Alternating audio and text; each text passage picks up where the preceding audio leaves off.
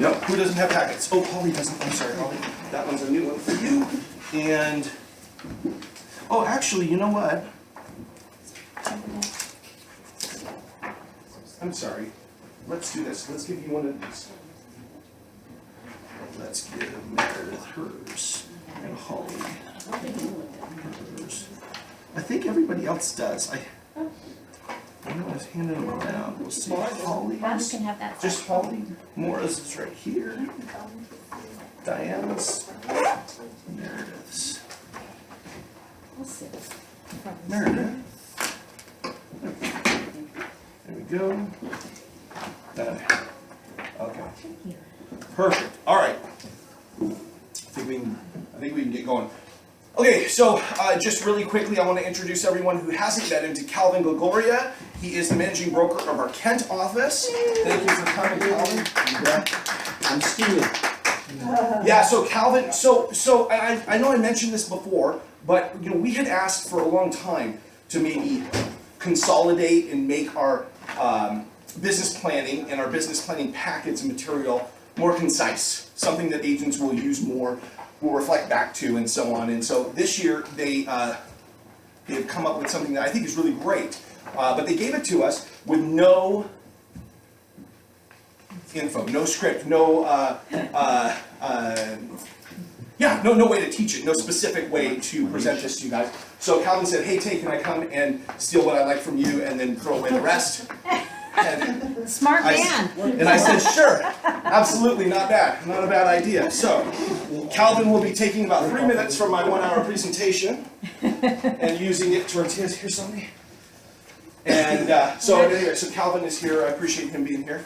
Thanks for coming. Thanks everybody for coming. I do appreciate it. I know that you get to hear from me every week for an hour or a half hour for the tour meetings. And so coming to listen to me again for an hour for business planning might not have sounded like the most amazing thing, but like I said, we did have 30 people that said that they were going to commit to be here, and I believe that that is because you believe that when you come here for this, you are going to get something of value. So I believe that you will. I hope that you will. And I really appreciate you spending your time with me going over the business plan. Okay, so getting right into it. I don't want to go too deep into this, but what's the purpose of a business plan? Why are we even doing this? Define your business. Define your business? Define your business. So you know where you're going. Yeah, so you know where you're going. I mean, really, truly, your business plan is your map, right? And your goal is your X.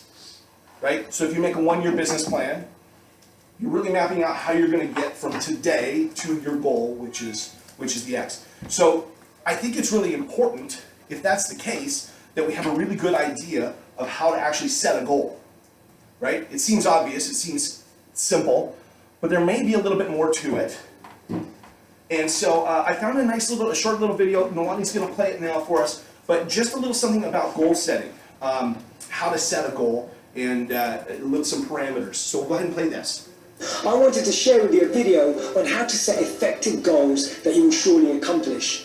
In 1979, interviewers asked the Harvard MBA program how many of them set goals.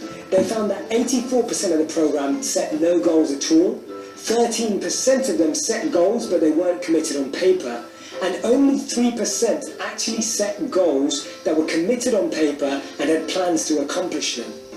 10 years on, in 1989, they interviewed the same individuals again. The results were absolutely staggering. They found that those 13% who set some goals but hadn't had them down on paper were making twice as much as the 84% who had never set a goal.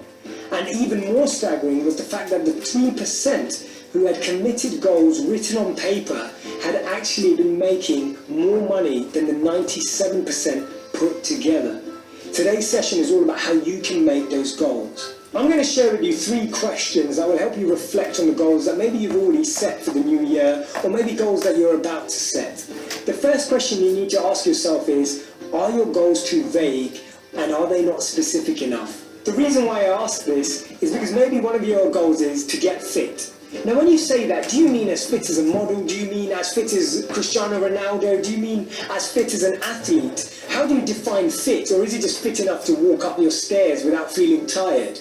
Becoming more specific about the goals you want to achieve means that you're more likely to understand how much planning is involved in terms of time and resources, and how you're going to make it fit into your incredibly busy week. Try to make your goals as specific as possible.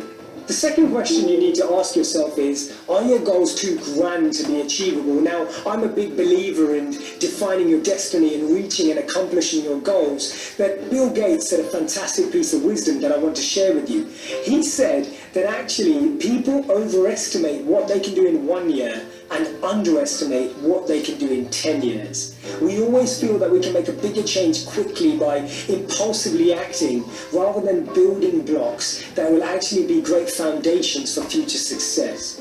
What you need to do this year is actually try and find digestible blocks of work, little pieces of action that will help you effectively bring about change in small areas of your life. When these add up and build together, you gain momentum, and that will affect things in the future for you as well. The third question you need to ask yourself is, are you surrounded by the right people, and are you influenced by the right people?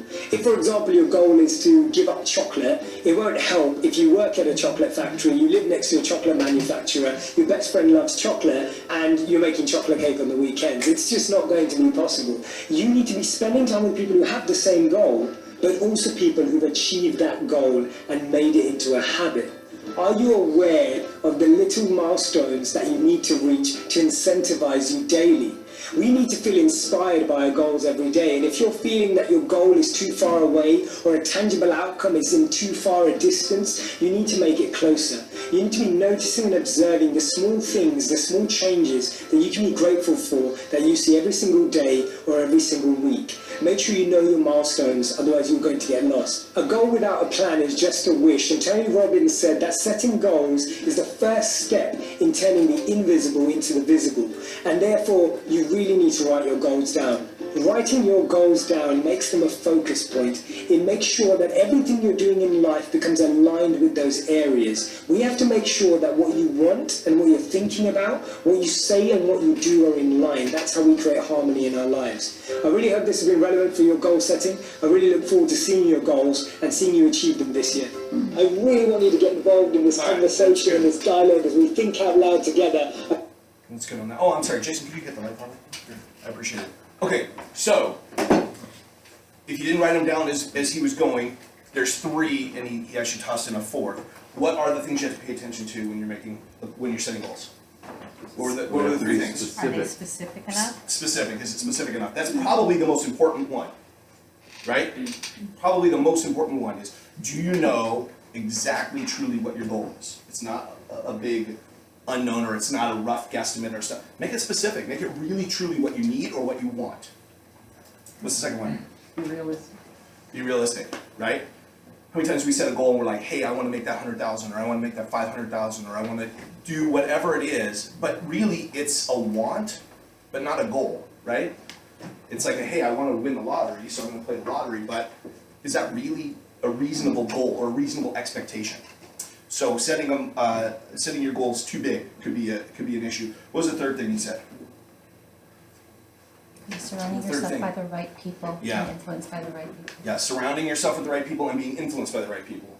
I think that you've done that by being a part of this office, being here. I think that you've got, no matter if you're a veteran agent or you're a newer agent, if you're a newer agent, you have other new agents that are also trying to grow their business in a dynamic way, and you've got veteran agents around you here that will help support you and bring you up. For veteran agents, you have a staff that's here to help, and you have other agents like yourself that are here, and so you have your peers. I think we have everything we need here for that, but it's an important part of what we're doing. What was the fourth thing that he kind of threw in? What really wasn't one of his three. He said he had three, but he threw something in at the end that I think is important. You said to observe your milestones along the way. Don't wait till you get all the way to the end. I think it's more like rewarding yourself for saying, hey, you did a good job to get to that long-term goal. Yeah. Those little smaller milestones. So synopsis, shorter milestones. Set yourself some shorter milestones. Now, I don't have a spot in your business plan to set shorter milestones. So make a note right now to go, hey, what are those milestones going to be for you? Maybe it's, hey, I want to get my first sale in X number of days in the new year, right? That'd be a shorter milestone, right? I wanna have my first listing within this. I wanna have my first 10 sales within this. If I hit this many sales by June 30th, I will, book my ticket for convention, right? Something that's a small milestones along the way so that you don't get lost in the big overall goal. Or so that if you're trailing behind the overall goal, you don't feel like it's insurmountable, you can't get there. Okay?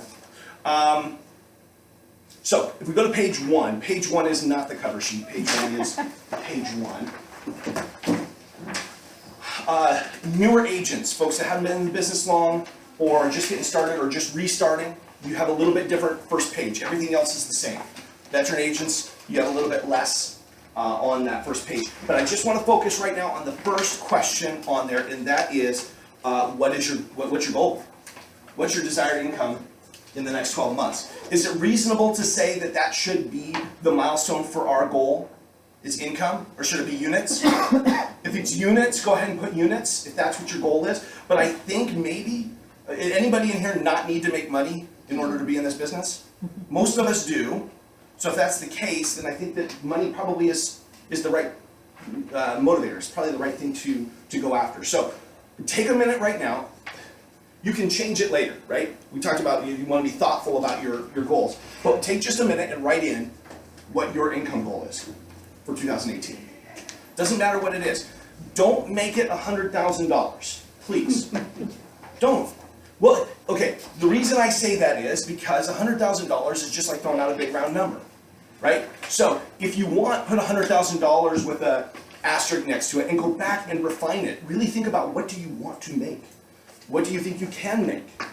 Maybe you think, well, this is what I can make, and then I want to push myself, and so this is the increment. I want to make 20% more than what I think I can make, right? Or what I made this year, or whatever it is for you. So take just a minute or two, think about it for a second, and write down an income number that you feel like, hey, this would be a good goal for me. Keeping in mind that we're setting a goal for 1 year, not for 10 years, right? Setting the building blocks.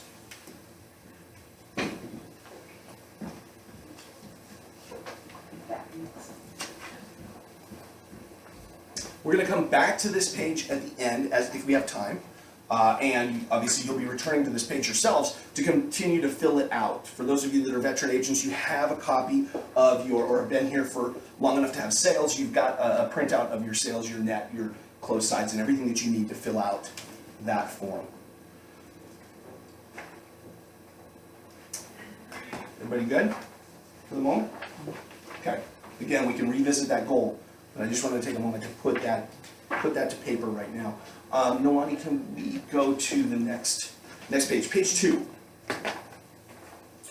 All right, page 2 and page 3 are lead generation activities.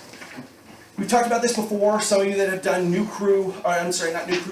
Success Start recently have heard me talk about this, but anybody know the average hours a day that successful agents spend doing lead generation? Not preparing for lead generation, but doing lead generation activities. 2 to 3 hours a day. I won't ask for show of hands how many people spend 2 to 3 hours a day in lead gen here, but highly successful agents spend 2 to 3 hours a day doing lead generation activities. So if that's the case, and we all want to be productive, highly productive agents, then we've got to figure out a way to lead gen. Okay? What are you doing now? What have you done in the past? What's successful for you? These 2 pages, I think there's 2 ways to do this. The layout that the company has given us has 5 activities for lead generation. And then under it, it has action steps. All right, so if you're looking at your sheet, it says activity and action steps. All right, I will propose that you do this one of 2 ways, okay? Either you go, okay, look, I want to do 5 different real big lead generation activities. And go in and set this up, 1 activity, and then the action steps for each of the 5 activities. The other thing that I will propose that you do is maybe look at this slightly differently and say, okay, look, I want to spend the majority of my time doing 1 lead generation activity really, really well. And then maybe 2 more supplemental. And then have the action items for those.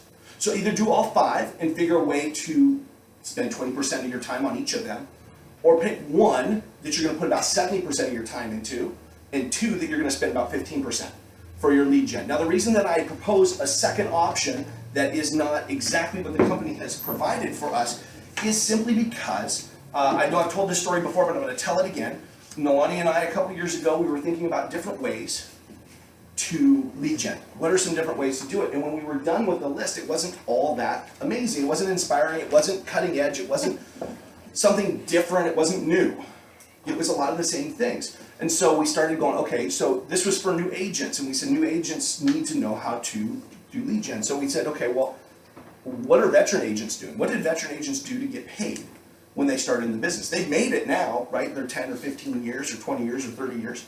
How did they start in year 1 and 2? And every agent that we spoke with said the same exact thing. They didn't say the same activity, but they said the same thing. First thing they did was they got really excited. Every single time. It brought back good memories, right? They said, I did this one thing really, really well. They had one thing. Almost all of them had one thing. A couple of them had 1 or 2 supplemental things, but nobody said, well, I got business from this, and from that, and from that, and from that, and I was really good at all of them. Nobody did that, right? That wasn't the way that they started their business. They picked one thing, and they did it really, really well. So I would challenge you, and I would challenge the veteran agents. Think back to when you started in this business. What did you do that generated your paychecks? Not your leads, not your opens, whatever it is, whatever it was. Pick the one thing. Think back to the one thing. If you want to double your business next year, go back and do that again. Go back and do that like you did when you were new. Now maybe you say, well, Tay, I don't have time to do it like I did when I was new. Well, maybe you can figure out a way to make the time to do it. Maybe you do it half as well as you did when you started. But if you go back to those activities, I guarantee you, you will be more successful. Because those are the things you were comfortable with then. They're the things you're going to be comfortable with now. You were good at them then, now you have the experience, you're going to be great at them now, right? Maybe a little rusty if they're open houses, things of that nature. You want to know what the 5 things were that the agents told us? They told us 1 of 5 things, every single one of them. Thing number 1 that they told us was floor. I heard floor from several people. Now, floor, I'll actually say, is probably not on the list, right? You can take floor here, you can get on the call anytime you want.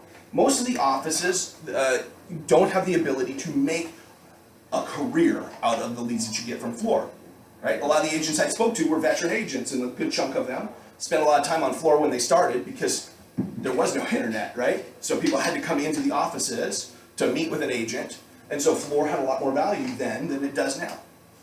So that leaves us with 4 things. FSBOs. FSBOs. It's how Stuart Stedman started. That's where he made all of his money. He will tell you he had a couple of buddies from college making a couple of his first sales were there, but he hit FSBOs, and he hit them hard all the time. And he would ask him at the end of the conversation, can I call you again next week? That was his line. Talk to Stuart Stedman. It's fascinating what he did and how he built his business. 2, expireds and cancels. Well, that's actually 3, right? Because 4 was 1 of the 5. SOI was a 4th. Really, truly working your SOI. That doesn't mean just sending them a message on Facebook once in a while. It doesn't mean, talking to 3 people this week. It means really, truly working your SOI. We can talk more specifically in detail about how to do that. But SOI, really working your SOI. And the 5th one was open houses. You all know that that's the way that I started, was open houses. Those 5 things were the only 5 things that we heard from probably 20, 25 agents or so, all successful agents in this company and in others. I talked with a few that were from other companies. So anyway, just food for thought. Those might be activities that you may want to go to. Can you go to the next page, please? At the bottom of this page, there are sample activities. So things to kind of get you thinking about, well, what are the opportunities? What are the options? What are some things that are already known to work? Now again, I just told you the 5 that all of the successful agents that I spoke with used, but it doesn't mean that you can't pick this. It doesn't mean too that you don't have something else. You may have a different resource, right? I mean, Marissa has completely different resources than I have, right? And so her resources may say, hey, she can build her business doing something that's not on this page. right? And that's perfectly fine. Whatever you do, I just recommend that you put it down as, hey, this is the activity I'm gonna focus on the most, and I'm gonna be the very best at this, so that when I'm up against other people doing the same thing, I will mop the floor with them. Yeah? All right. Little competition, right? We can be a little competitive. This is a sales job. All right, good. So let's go. Let's stay there for a second. So really quickly though, I want to fill one of these in. So go to your very first one. I guess Nalani, you can go back a page. I apologize. Let's go to the first one. Let's go to action number 1 or whatever page. It doesn't matter. But let's pick one, and let's make the activity open houses. So write in open houses. You can scratch this. You can change this, right? But I want to do one of these together, because I want to make sure that everybody feels like they know, hey, these are the activities, or this is the way to fill these out. So what are the action steps to an open house? So if open houses is going to be what I'm going to do, and I'm going to do the same as I did when I started, and I'm going to do 20 hours a week in open houses. What are the action items that I'm going to do in order to accomplish doing my 20 hours a week in open houses? 20 hours a week is how many open houses? So, yeah, okay, so you're going to define how many open houses it is. Write it in. You're gonna define for you how many open houses that is. You're gonna do 2-hour opens, 3-hour opens, 4-hour opens, and next year, what are you gonna do? Yeah, what else are you gonna do? Action steps. How are you gonna find them? How are you gonna find your open houses? Find open houses, right? That's an action step. What else are you gonna do? You're doing sending a postcard saying that you have open house coming up. Okay, yeah, absolutely. If you know ahead of time, you can send out postcards saying, I've got an open house coming up in this area. You are invited to, something along those lines. Absolutely, yes. What else? Shouldn't be sending out a poster, you should be doing video conferencing those, man. You should be doing video. Okay, hey, put on there. Video, you're gonna post on your Facebook a video about where you're gonna be. And in Maybe a this- little tutorial about the video, And about in the this house. market, you really don't have time for It's the old, posting. it's old time. That's right, because in this market it's fairly quick and you might not be able to mail out mailers, yeah? Yeah. So, unless it's your listing and you know way in advance so you can get it in the mail, absolutely. And again, these can change, right? I'm just throwing out ideas, suggestions, right? So video showing the house and talking about where you're gonna be that you post on Facebook, or that you give to me and I post on the B-Town blog, right? Get creative with the B-Town blog, guys. I know we've talked about it periodically, but if there's something you want to put out there for marketing, you can do it. Okay, what else? What are some other things? If you're gonna do an open house, should you know about the area? Should you know about what the other comps are in that area for that house? Or maybe what else is for sale? So research, yeah? How many we at? That was 4. That was 4, what else? We need 2 more. What else are we gonna do I would to say prepare for opens? put together your items that you take to an open house so that you're ready to just go. Be There you go. prepared that way. Make sure that your package, what are your materials, whatever it is that you do to present at an open house is ready to go. Right, right. Yeah, absolutely. Because you're gonna do 20 hours a week in open houses, right? Okay, but if you did, you'd be going through a lot of materials and you probably want to restock and such. Yeah? What else? Could you door knock the street? Could you door knock the street and say, hey, here's a flyer for the house that's coming up, or that's just down the street. Here's all the info. Maybe even a quick dirty CMA, you can't get into their house, but hey, here's an idea, some comparable properties to yours. If you look up their tax record, you can get their square footage and such. So maybe you hand them something that says, hey, here's what I think maybe is a ballpark value of your home. Here's a flyer for the home that's coming up for sale. I'm gonna be there on Sunday. I'd love to see you, stop on by. Right? Okay, now you have action items that are gonna help you do better at your lead generation activity. Yeah? Any questions about that?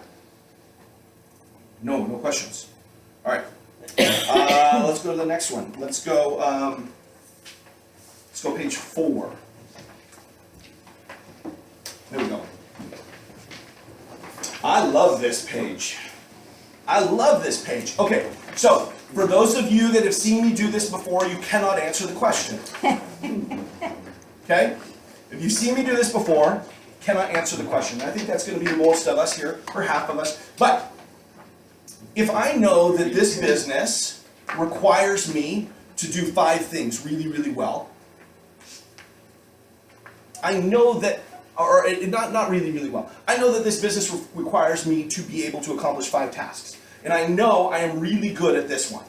Okay? This one I am really good at. This one I'm pretty good at.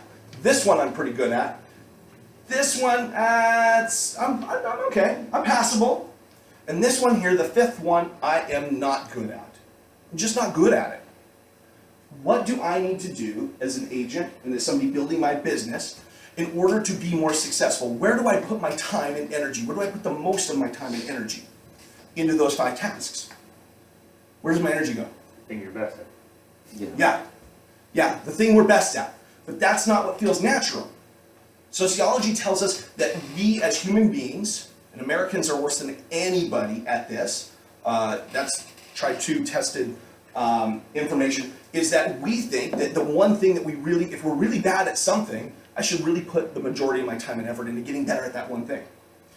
But the reality is that the thing that we are the worst at, we're the worst at probably for a reason. We're either not inherently good at it, we're maybe not comfortable with it, we maybe, we maybe just flat out don't like it, right? And have you ever tried to fight yourself to do something? How long does that work, right? Most people that do New Year's resolutions, how long do they last? Because they make a New Year's resolution that they don't really want to do. They think they want the end result, but they don't really want to do the things that it's going to take to get there. It's recycled. It gets recycled, exactly. It gets recycled. So if that's the case, we know that that one thing that we're not really good at is going to always be a struggle for us, okay? So we want to, in general, work around that. But you can't just take it off the table. You can't just say, well, I'm not good at technology, so I'm not going to touch it. Well, that's not going to help you either, right? This page here is set for you to choose to write down 6 different items to improve this year. What are things that you want to improve in your business this year? Now, this also could be something that you're pretty darn good at, but you know how you're going to improve that. I will recommend, again, 2 ways of filling this out. In my personal opinion, I believe that if you wrote down 6 things that you are not that good at as your goal to succeed this year, I would say that if everybody in this room did that, probably 10% of you would succeed. I think 6 is a lot of things to really say, hey, I'm going to get better at doing this one thing. So what I would recommend is doing one of 2 things. Thing 1, option 1, is pick 3 or 4. Pick 3 or 4, and then within your plan, write down when you are going to successfully accomplish those things. So 4 might be quarterly. Quarter 1, I'm going to work on this, and I'm going to get better at this skill. Or technology, let's say. Quarter 2, for me it's technology, right? So for quarter 2, for me it might be Facebook, being more involved in Facebook. Quarter 4, it might be, I don't know. So for each individual person it's going to be something different, yeah? So that's one way to do it. The other way to do it is to do exactly that, but then add a couple of the things that you are good at and say, hey, I'm going to get better at these 2 things. I'm going to do these 3 or 4 things. I'm going to get better at these items, and then I'm going to focus some time on getting better at the skills that I have that I'm really good at. Now again, the time that you spend focusing on the things that you want to learn or that you want to get better at should be much less than the time that you spend on the things that you are good at already. Make sense? You want to continue to work and hone and be involved in the things that you're good at, because those are the things that ultimately are going to lead you to making more sales, more money, hitting your goal. Cool. Any questions about that? Let's spend just a minute. Why don't you jot down 2 things that come to mind. All of us probably can go, hey, I already know I need to work on this. I already know that this is a focal point. Maybe you know 2 or 3 or 4. Maybe you know them all.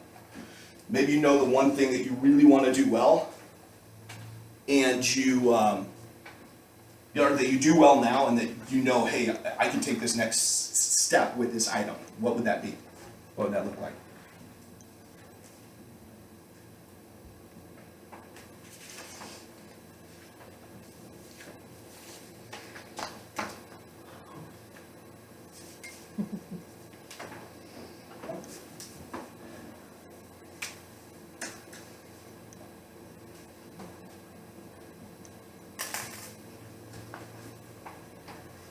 Remember, as you're doing this, this really is meant to be something that you refer back to throughout the year. A lot of us are going to make business plans. A lot of us have made business plans in the past, And a lot of us do not go back and reassess our business plan. I would propose that you probably want to look back at this at least quarterly, maybe even monthly. Remember, what is it that I'm doing? What is my goal? Where am I to that goal? And then readjust your map to get there. Ready to have a couple things down? Let's go ahead and go to the next slide. Okay.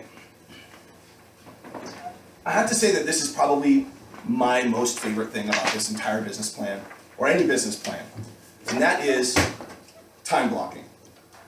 You've been around me long enough to have heard me talk about time blocking. We have two sheets in here. We have this one, and then I've included something else that wasn't part of the packet that the company gave to us. The thing of note here is the working on the business and working in the business. It says down here what that means. But working on the business is working with lead generation, right? The things that are going to bring you leads. That's working on your business.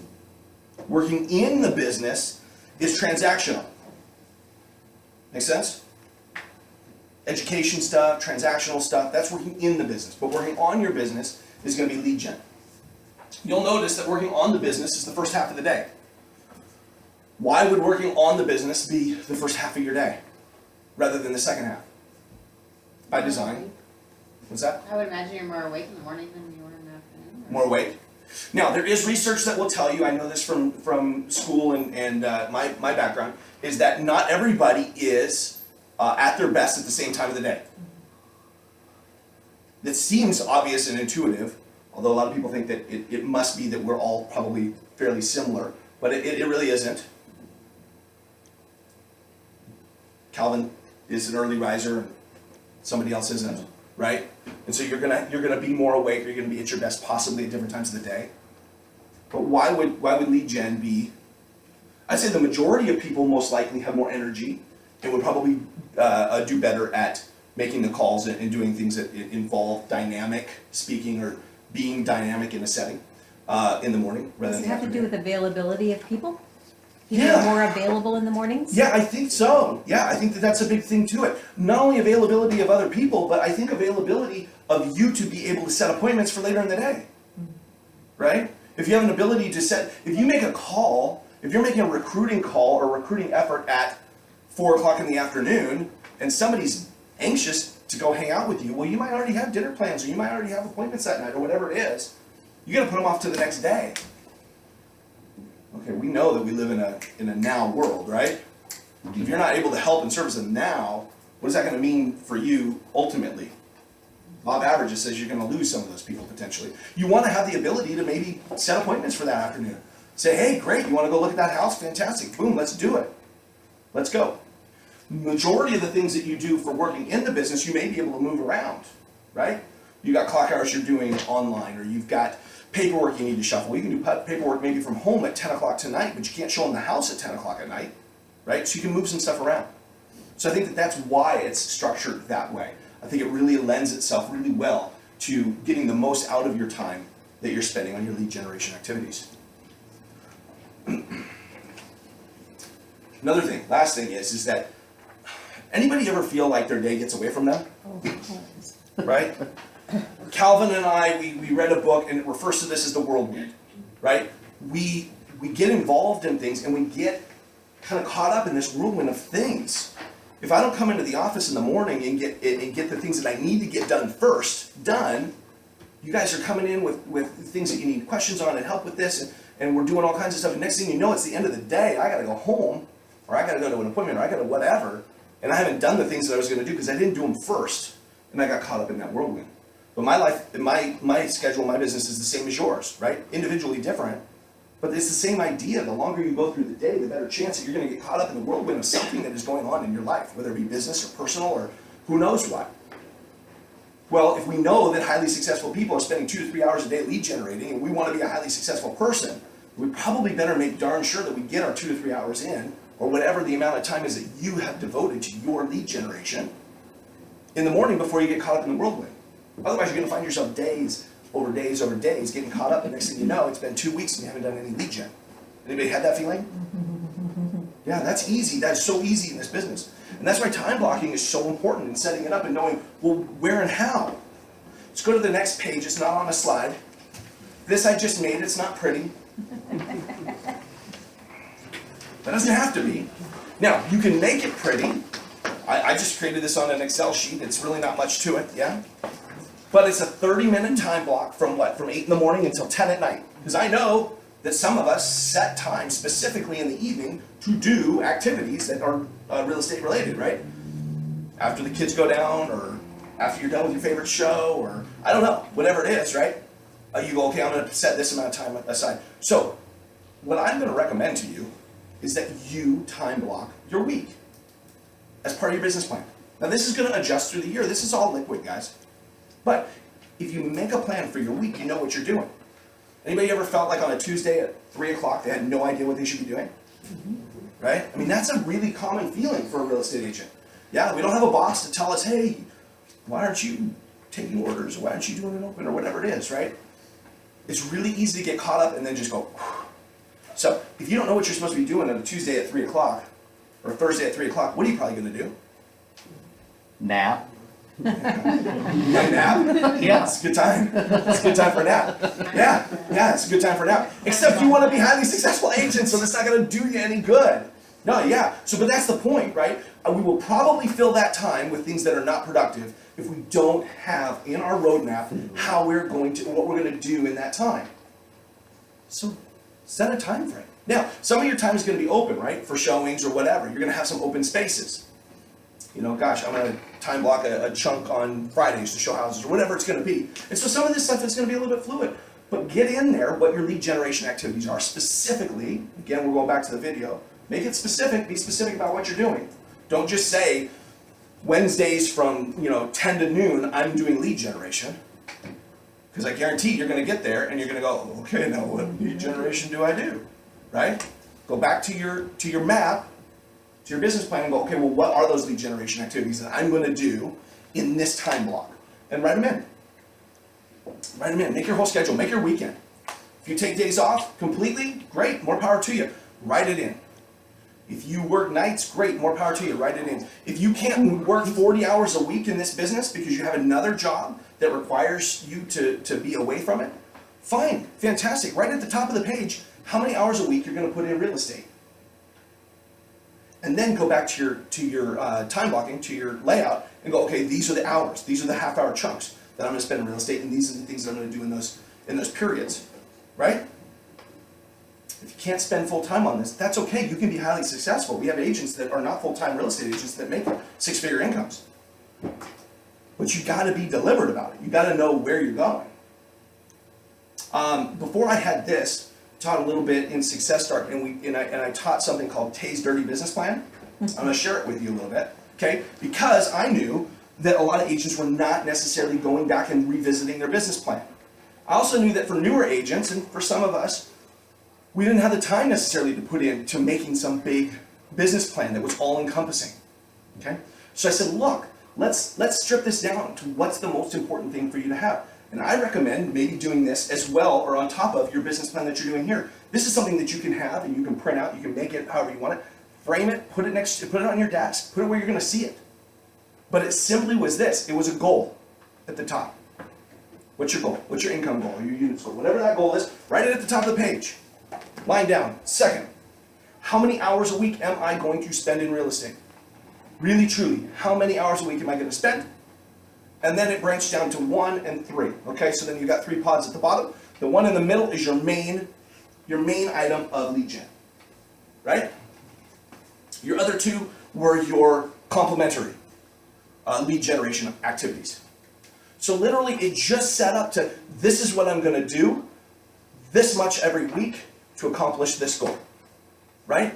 It's a quick, easy visual to go back to and go, hey, yeah, this is what I'm doing. It's a good reminder. You don't have to pull out a 5-page or 6-page or 10-page business plan in order to remember or keep top of mind what it is you're doing and why. It's an idea. All right. Let's go to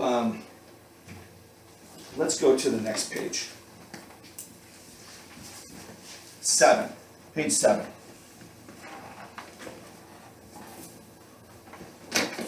Okay, so we talked about lead generation and the activities that you can do to do lead generation. Talked about setting up how we want to maybe structure our business plan and the items that we're going to do and how we're going to get there. This is a daily activity chart. It gives you some ideas of daily lead generation activities that you can be doing. And the idea behind it is for every day, you want to get yourself 30 points.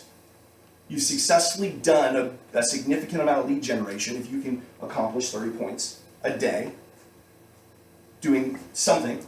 On this, you can write in your own, if you have your own ideas or your own activities that have to do with your personal setup. But again, we know that if we want to increase productivity, we have to increase accountability, right? I've mentioned that a lot. You know that, we know that, intuitively we know that, right? We know if we're accountable to something or somebody for ourselves and our business, we will do more. We'll do more work. Calvin and I are seeing that right now with the managing brokers. We are having to become more accountable for the activities that we do to grow our businesses and our offices, and we have to show it, we have to prove it, we have to say, hey, this is what we've done this week, this is what we've done that week, and we're accountable to the other managing brokers for our activities and what we're doing to help grow this business for you. Okay, so the same is true for you. Our productivity has gone through the roof in terms of the contacts and the things that we're doing and the lead generation and the results that we're seeing has dramatically increased over the last 6 months as we've been doing this. But we've been accountable for it. If you want to increase your productivity, increase your accountability. So, a sheet like this, or the next sheet, you'll notice if you go to the next page, is a sheet that none of us have seen all year long. We've seen it and I've talked about it over and over and over again. It's the 5-5-5-5 sheet, right? Again, you can use one of either of these sheets. You don't have to use either, but I would recommend that you do. Because if you take the sheet, if you take this and you make a print of it every single week and you start your Monday by going, okay, how am I going to hit these? What are the time blocks that I've done that will allow that these items have filled into? What are those things what are those things going to be that I'm going to do in order to successfully get my lead gen in for this week, which will ultimately help me get more business? What is that going to look like? And the reality is that if you do one of these two sheets and you hold yourself accountable to it, did anybody think that their income won't go up, that their production won't go up, that their sales won't go up? Of course not. For most of us, we're not accomplishing this week in, week out, right? Month in, month out. Highly, highly useful. The 2 pages, I think, and I think they definitely are something that you should be paying attention to if you're not right now. All right. Excuse me, I'm losing my voice. Go to page 9, please, the last one that you've got. It's the page with green on it. This is fantastic. Yeah? This is your budget, right? Any comprehensive business plan is going to have something to do with a budget. And this really has a very nice layout of what you spend money on, how much you're going to spend, and what your goals are as far as that. Put it in. The reason to fill this in and to fill it in ahead of time, as far as, hey, this is what I spent this last year, so I can kind of project for 2018, is it probably will help you determine how much money you want to make by knowing how much money you're going to spend in this business. I'm going to spend this much. I want to make this much profit, so this is how much I need to make. Anybody have any questions on this sheet? I do have it electronically, and I will be emailing it to the entire office afterwards. If you're not yet an agent here, make sure that you give me your email address before you go, and I will include you in the email. Chris, Anisha, and Shelly. Yeah, that's it for today. Yeah, so make sure that you get me that. So I'll email it to you, and you can have an electronic copy that you can use, and you can adjust. Again, any questions about this? Hey, were these averages? Do you know? The sample numbers that are. Oh no, I just think it's. I think it's just a guesstimate on. I don't know. Okay. I think it's just to show, kind of giving ideas of what things may or may come. I mean, who knows? I just saw up here, office supplies. Well, who knows how many office supplies you can buy or not buy, right? But you can go through and you go back and see, okay, well, what have I done in the past? For those of you that have been in the business for a longer period of time, you can figure out, well, you know, this is what I did in 14, this is what I did in 15, you go back to your taxes, right? We probably have a lot of these things itemized in our taxes for those of us that have been in business for a few years. So you can probably look back and get that there. Good question. Any other questions on this one here? Okay, let's go back. We've got a few minutes. Let's go back to page 1.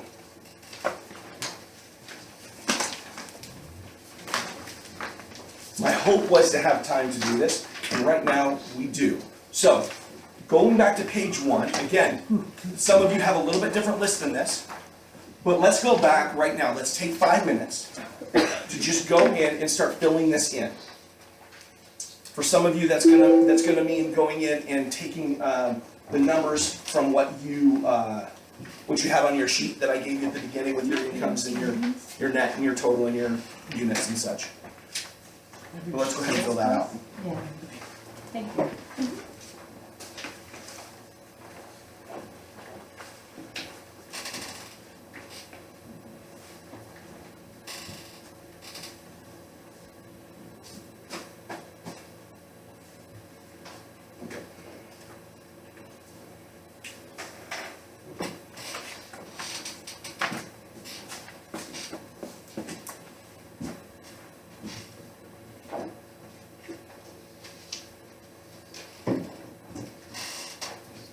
I'm with home.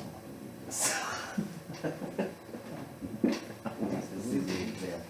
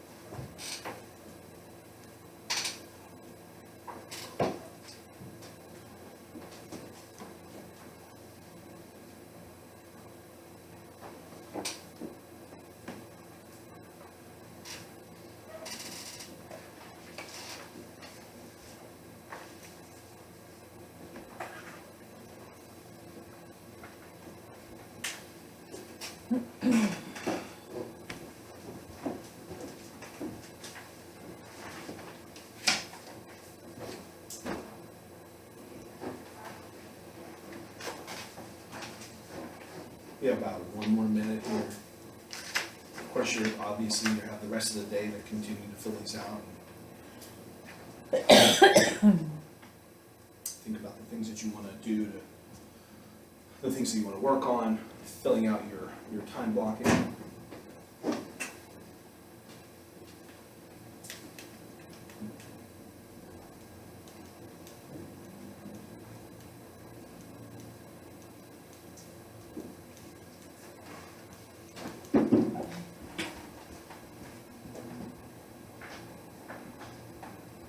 As you're finishing up, I do also want to offer, I know that you all know that I'm available all the time to you at any time. We can set appointments to sit down if you want to go through time blocking and what does that look like, if you want some assistance kind of going through and thinking that, how does that look, what does that look like for me, bouncing ideas, whatever you need. I'm available to go through this business plan with you, any portion of it or all of it, to further kind of get more out of it, if that's something that would be beneficial to you. All right, so we have a business plan. I really believe that it is a very effective business plan. It's not too much. This is not overwhelming. it really does give us a nice lead and a map to where we want to go, whatever that goal is for you. This is the goal, these are the activities we're going to do in this amount of time to get to that goal, right? You need a business plan. So great. Now the question is, how do we avoid practical drift? Anybody heard practical drift? The term practical drift? What's practical drift? Drifting away from the goal? Yeah, I mean, the practical drift is, hey, anytime you're trying to stay on a straight line, right, you've got a plan. You can expect practical drift. There are gonna be things, whirlwinds, family things, business things, whatever, that are gonna slowly pull you away from your path, right?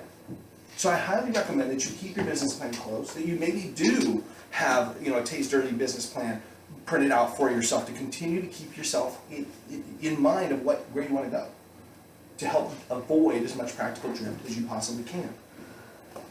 I think we talked about this a couple of weeks ago, but I will leave you with this, and that is, Benjamin Franklin said, what? A lot of things. Yes, one of the things he said is that failing to plan is planning to fail. It is. We saw in the video the guy's talking about how 3% of the people out of Harvard Business School that put in writing what their goals were had more production than the other 97% together. You can search there's all kinds of examples of this. So if we know that that's the case, and we know that if we're going to be successful, we need to put it in writing and hold ourselves accountable to it, then let today be the day that you start for 2018 doing that. Any questions, thoughts, suggestions? Thank you very much for being here. I appreciate it. I hope that we brought you something of value. Thank you very much. And we're asking about questions. All right, that's it. 2018 business planning. Thanks, guys. Way easier to handle than an entire morning of talk. Okay, I'm glad you know what I mean? Yeah, that's what I feel. Yeah. Yep.